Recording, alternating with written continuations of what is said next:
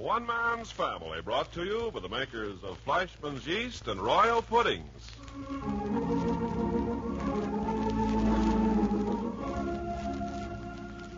One Man's Family begins its 16th year in radio today by rededicating itself to the American home and to the mothers and fathers of the younger generation and to their bewildering offspring. Today we present Chapter 5, Book 62, entitled One Man's Family Celebrates its 15th Anniversary. From 1932 to 1947. Goodness. That's right, Mom. From Herbert Hoover to Harry Truman. From Flapper to Bobby Soxer. From WPA to OPA. Yes, Cliff, I was just going to say, from the Great Depression, when there was plenty of everything and no money to buy it, to plenty of money and nothing to buy. 1932 to 47. From the period of the great American isolation through our greatest war to our present conviction that we are part of the world community. 15 full years. 15 historical years. 15 dramatic years. The end of Prohibition, the Great Depression, the rise and fall of Hitler and Mussolini, the rise and fall of gang warfare in the United States. The rise and fall of women's skirts and their rise again. Yes, 15 years is a good long span. Why, just imagine it. There are young men and women walking the streets today who can't remember time when one man's family didn't exist. I can hardly remember myself. Yes, and through all these years, One Man's Family has had one central theme, one main purpose for being, the American home, the American family. The paramount thought being that so long as the American family survived, these United States would remain safe and secure. Oh, yes. Throughout the years, One Man's Family has meant many things to many people. There was, for instance, the wife who wrote that her husband's last deathbed request was to hear the Barbers, and afterwards closed his eyes and went to sleep. And the young man who was arrested in Chicago for purse snatching, only he said he didn't do it, that he was listening to One Man's Family at the time. And he told the judge the story of that week so completely that he was acquitted. And the convict in the South Carolina prison, who always heard the show because the Barbers were the kind of family he had always meant to have. But somehow the penitentiary got him. And then there was the father in the Middle West, who gave his children their choice of listening to One Man's Family on Sunday or attending church. And best of all, many an American soldier who had been brought up on the family, who became a most ardent audience away from home, not only because it gave him a taste of the home life that he was missing, but because he knew his own family at home also was listening. Yes, the show has meant many things to many people, but always, somehow, some way, it has been tied close to the home and the family, and the good which they bring out in all of us. Henry. Yes, as I was saying... Henry. Yes, what is it, Fred? Well, it's time for you to stop talking. Ken Carpenter has something to say. Huh? Ken Carpenter. Oh, by George, now, yes. Well, as soon as you've heard Mr. Carpenter, you'll hear the principal portion of our 15th anniversary celebration. All right, Mr. Carpenter, move right along. No nonsense about it. On the American table, the breadbasket or plate is one of the busiest, most popular dishes. Sweet rolls, cinnamon buns, coffee rings for breakfast, Parker House rolls, and so on for the other meals. All nutritious, all nourishing, all delicious. If you bake at home, use Fleischmann's yeast to give your rolls lightness, even texture, and especially delicious flavor. It's the amazing little powerhouse that brings the dough to life, adds flavor to all the other ingredients. Yes, Fleischmann's yeast has been America's dependable standby for the past 4 generations.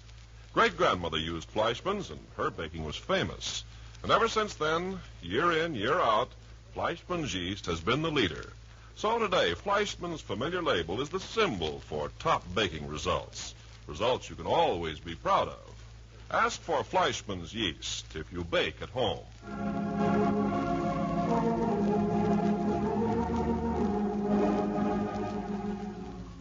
Now I'm going to turn the show over to Paul.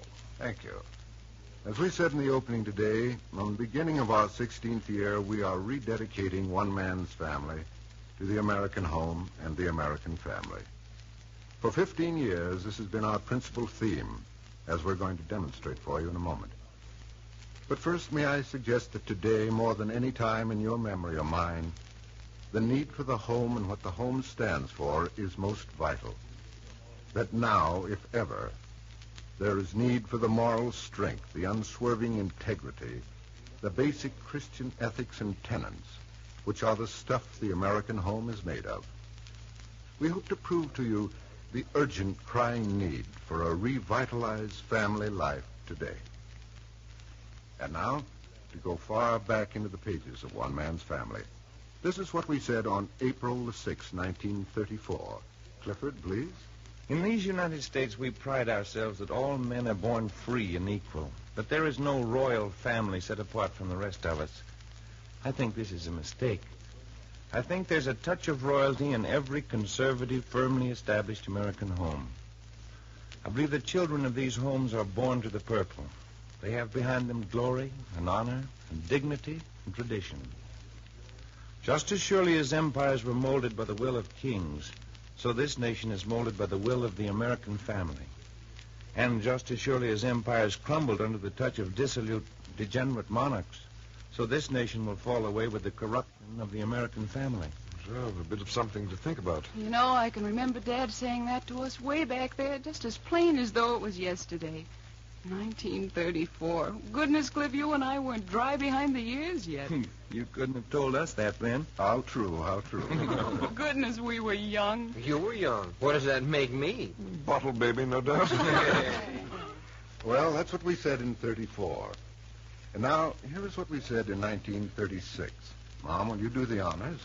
Already, Paul? Here, Mom, put on your glasses. Oh, goodness. Where's that copy you gave me, Paul? Right in your hands, Mother. Of course. Now, Paul. Yes. This is what we said in 1936. Marriage is the gateway through which a man or woman obtains personal experience in the field of human relations. Parenthood is the opportunity for putting that experience to practical use. Parents should not say, we shall have children because it is our God-given right, but rather we shall have children because we are able to give them intelligent, physical, mental, and moral training. Mother love may be beautiful, but mother love combined with intelligent discipline is the force which turns children into normal human beings and good citizens. Misdirected and misguided offspring results in one of civilization's most appalling wastes and expensive problems. For an undisciplined, unprincipled child grows into a useless citizen, another human life wasted, another burden for civilization to bear. Good citizens are necessary to civilization, but good parents are obligatory if civilization is to continue. Exactly. You still agree to that, huh, Dad? More than ever. Oh, yes. What a waste of time and effort and pain and worry to go to all the trouble of conceiving and bringing a child into the world only to abandon him to indolence, dishonor, and disreputable habits. And yet I think I'm going to be able to bring you proof that this is exactly what a large portion of our parents are doing. Oh, no, Paul. Well, don't rush me. We'll get to that presently. Just now, Claudia, you're going to read us what we said about family life in June of 1937. What Dad said. Huh? See if you remember saying this 10 years ago. Ooh. In this day, with gods of finance and the gods of power tumbling in a shower of unutterable chaos on every side, and with the very foundation of nations trembling on the brink, it is only natural that each of us should be looking for something firm, something staunch, something honest to which we can cling, something that neither fire nor flood, nor earthquake, nor avarice, nor greed, nor war, nor the rumor of war, can shake from its deep-rooted foundation. What is that something? In these United States, we have the American family.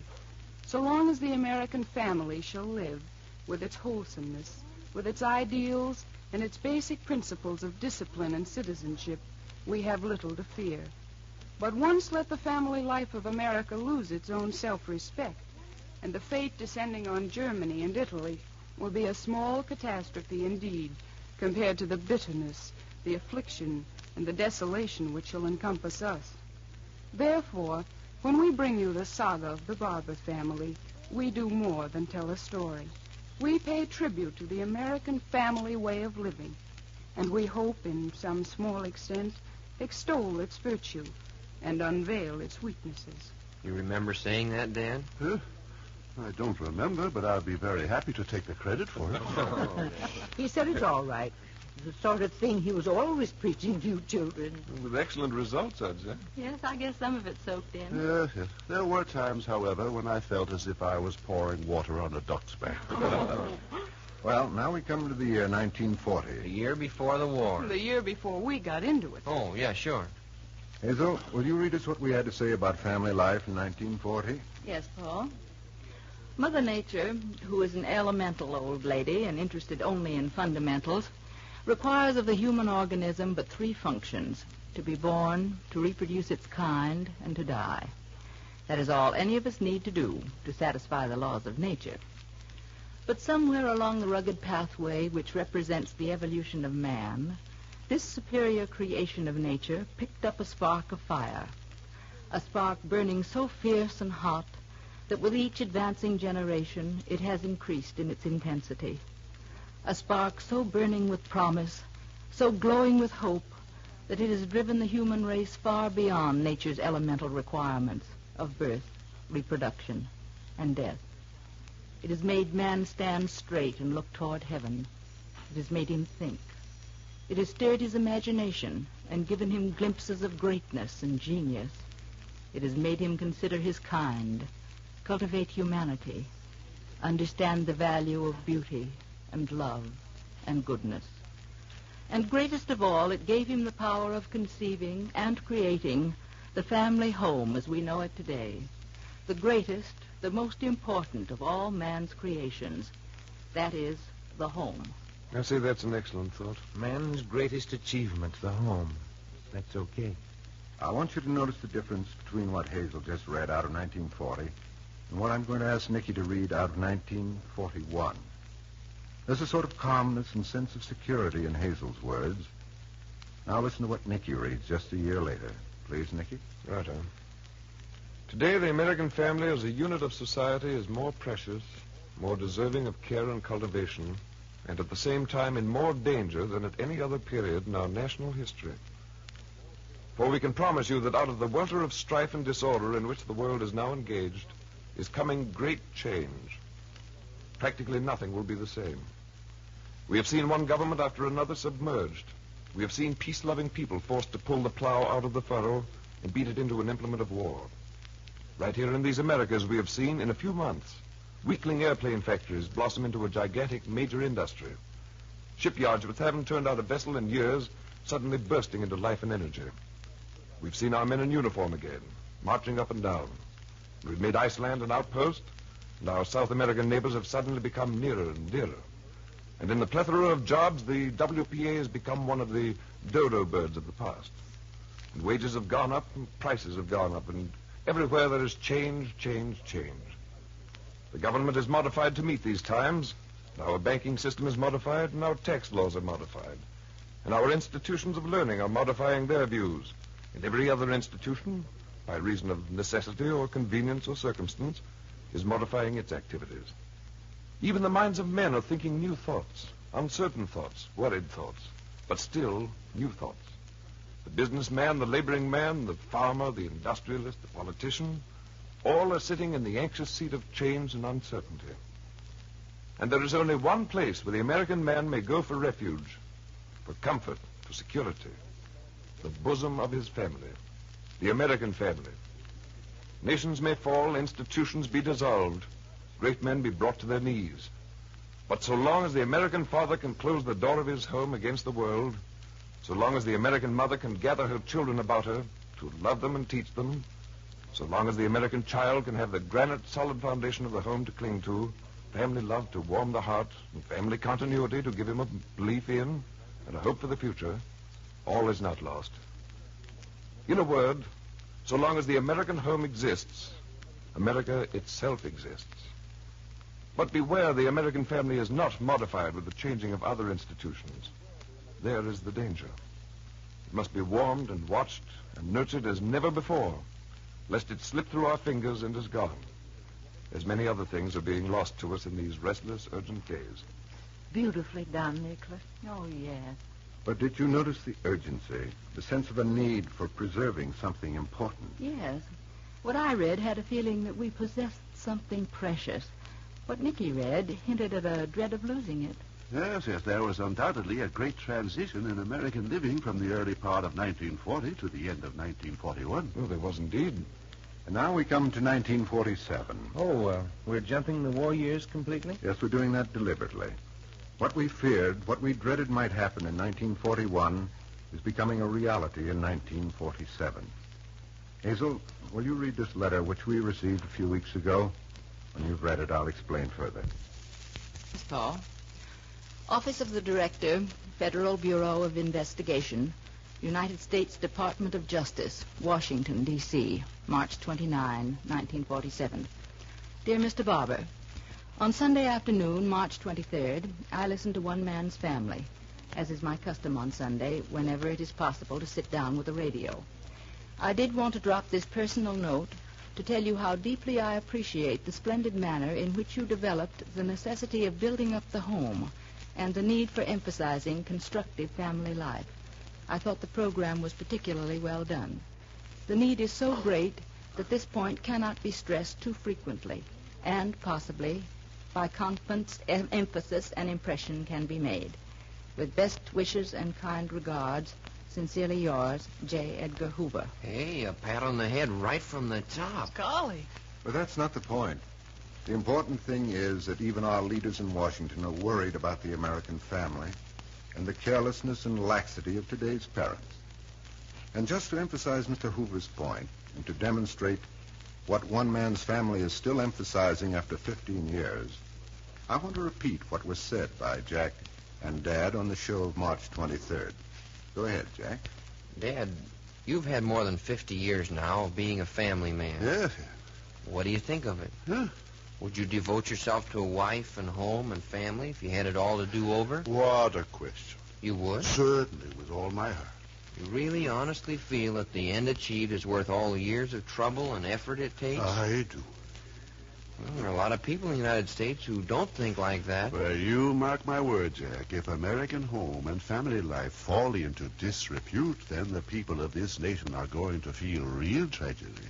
Because if we lose our ideals and our humanity and our godliness and our love of justice, which are the virtues taught in the home, if we lose all these, then we're a nation without a heart. We're a ship without a rudder. And just as surely as you and I are standing here, we'll drift into the chaos that has fallen upon the rest of the world. We'll be a people at the mercy of tyrants. In one generation, we'll be an ignorant, drifting, helpless people. A nation at cross purposes. A lost nation, ready to be swallowed up by the first outside power to come along. Dad, you really feel the American home and family is that important? The American home is the backbone of this nation. The American family is the lifeblood of American democracy, the seed of our way of life. If we let that seed die, if we kill the divine spark, then we've killed America. Well, when you come to think of it, that's one of the first things Hitler did in Germany. Broke up families, made a mockery of marriage and home ties, put a prize on license and illegitimacy. Yes, I'll never believe that the great body of America will give way to any such business. And I quite agree with you, Henry. We'll never fall to such a level. Of course not. Naturally. Are you also sure about that? Hey, of course. Huh? What are you driving at, Paul? Well, now we come to the climax of this whole business. In the March 24th issue of Life magazine, there was an editorial headed The Family.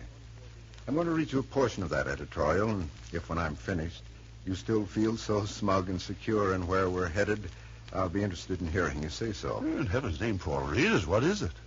It begins this way.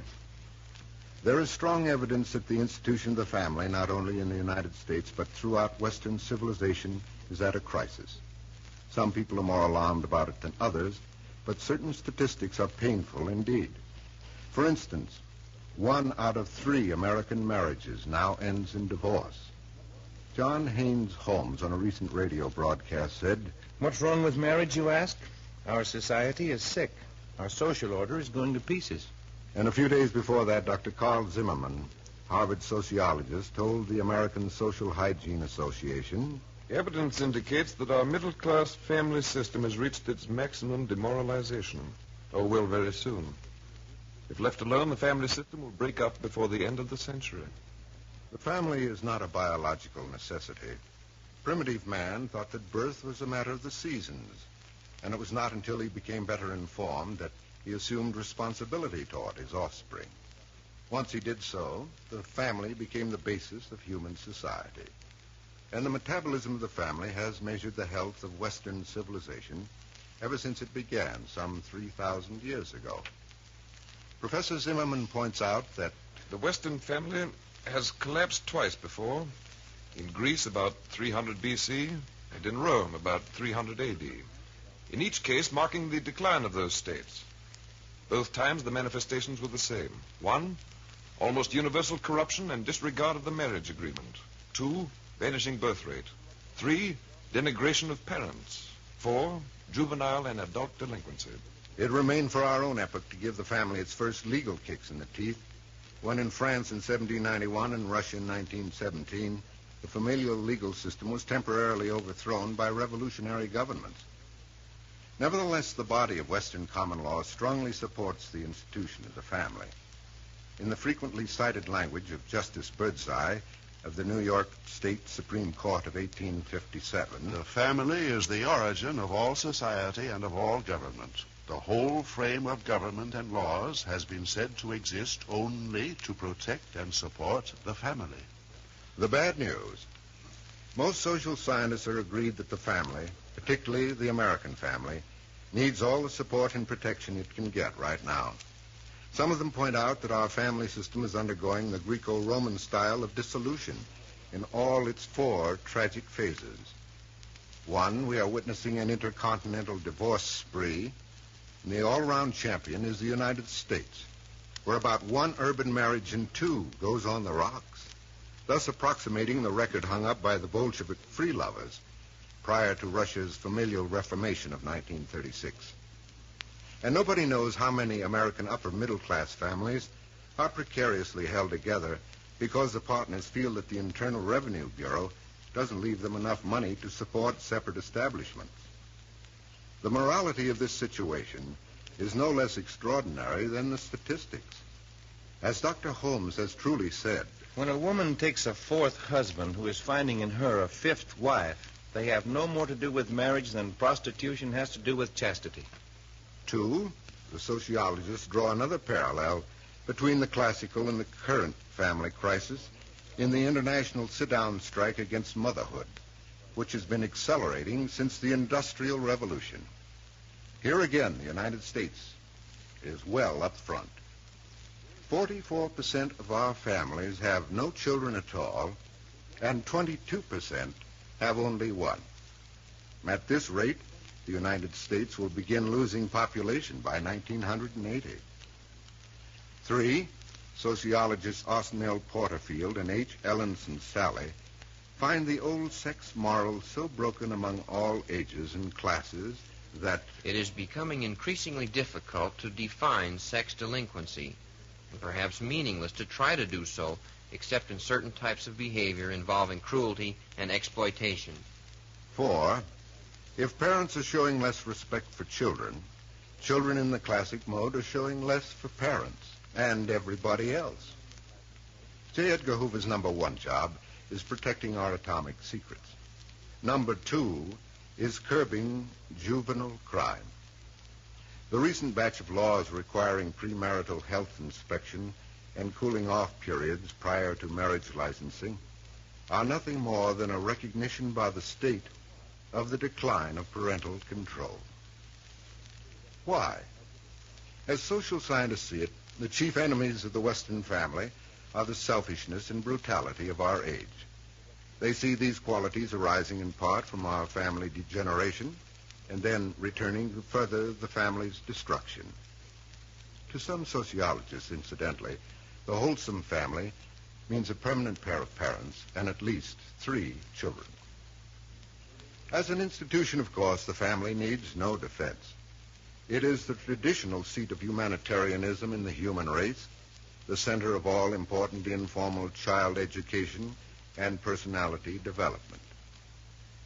The wealth of nations does not consist in natural resources, but in the character of the people. No one can seriously deny that the family is the basic cell responsible for the production of those people and that character. Every remedy proposed for rescuing the family today was grasped at in one way or another by the Augustine Caesars in their attempt to restore the Roman family in the last 2 centuries of the empire. They may work now. They didn't work then. But if the sociologists offer us dubious hope, we can look elsewhere. The problem is moral as well as social. And what we have that the Greeks and Romans didn't have is a universal moral code, the most important of whose codicils is the definition of right and wrong, familial, no less than personal. The strongest foundation of Christian society and the Christian family is a Christian conscience and a Christian heart. Huh? Why, if that's all we've got left, then it's time we all got down on our knees and prayed. Observe, yes. Is it any wonder that we've made the home and the family our theme for 15 years? And we'd better continue to do so now and so long as we're able. We are dedicated and rededicated to its world without end. Amen.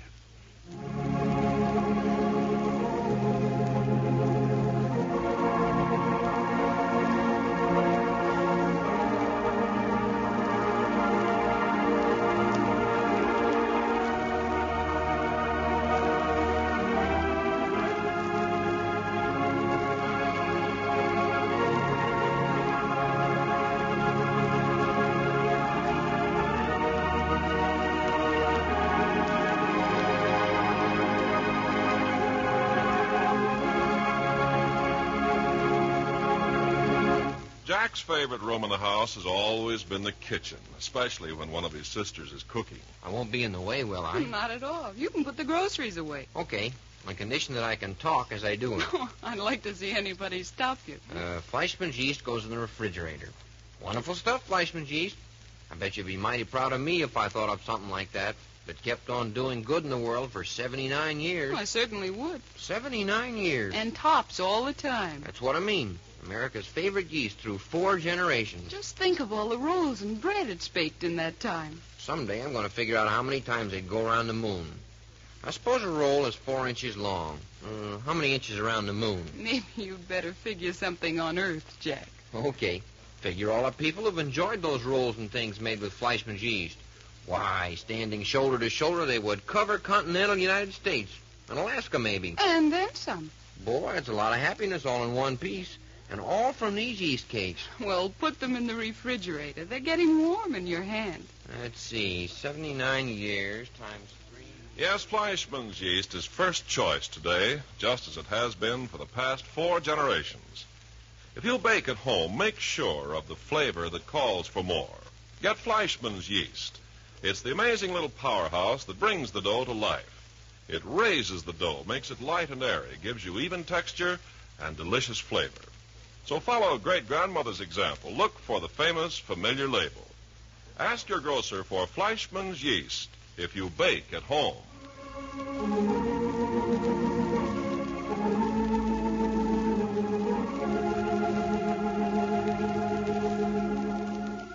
You've just heard Chapter 5, Book 62 of One Man's Family, written and produced under the direction of Carlton E. Morse for the makers of Fleischmann's yeast and royal puddings.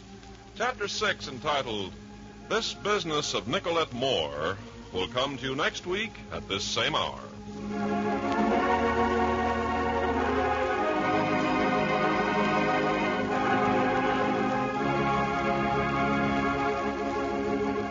You're worried because food bills seem to be getting higher and higher? Well, then make a note of this. Royal puddings still cost only a few pennies a serving. And what a grand dessert they are. Royal puddings taste more delicious, say 8 out of every 10. Yes, when 1,052 Royal users told why they switched to Royal from other popular brands, Royal puddings taste more delicious, said 8 out of every 10. You'll surely agree when you try Royal Butterscotch Pudding. You'll marvel that a dessert so rich and flavorful, so downright delicious, actually costs only a few pennies a serving. Royal puddings are so easy to make, too. Take no sugar. So no wonder women buy more Royal puddings than any other kind. Be smart. Serve Royal puddings several times a week. You have 3 tempting flavors to choose from. And remember, they cost only a few pennies a serving.